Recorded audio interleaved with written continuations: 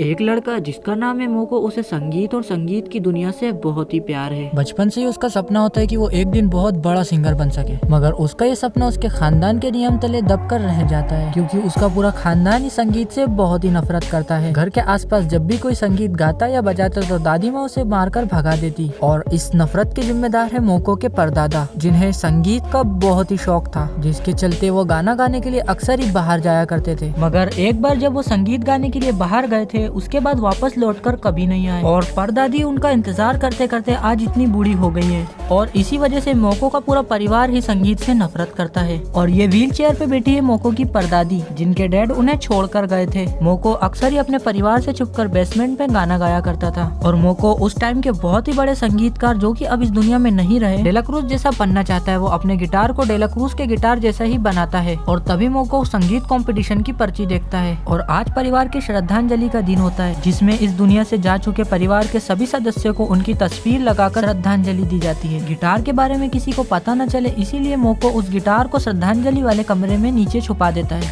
मगर मोको का डॉग ऊपर चढ़ जाता है और ऊपर रखे प्रसाद को खाने लगता है। मोको ये देख उस डॉग को टेबल से नीचे खींचने लगता है, और तभी मोको की परदादी और उनके माता पिता की तस्वीर नीचे गिर जाती है। जब मोको तस्वीर को खोलकर देखता है तो वो दंग रह जाता है, क्योंकि उनके हाथ में जो गिटार होता है वो उस टाइम के सबसे मशहूर सिंगर डेला क्रूज का गिटार होता है, जिन्हें पूरी दुनिया पसंद करती है। ये देखकर मोको की खुशी का ठिकाना ही नहीं रहता कि उसके परदादा डेला क्रूज है। मोको गिटार लेकर छत पे चढ़ जाता है और कहता है आज से मैं भी संगीत गाऊंगा। मगर दादी माँ मोको के गिटार समेत मोको का सपना भी तोड़ देती है। अब उस कंपटीशन में परफॉर्म करने के लिए मोको के पास कोई भी गिटार नहीं बचता है, तो मोको इसलिए अपने परदादा डेला क्रूज की समाधि वाले कमरे में घुस जाता है और अपने दादा का मशहूर गिटार वहाँ से उठा लेता है। मोको उस गिटार को जैसे ही बजाता है तो एक अलग सी रोशनी उस कमरे में पैदा होती है, और तभी वहाँ लोग आ जाते हैं कि डेला क्रूज का गिटार चोरी हो गया।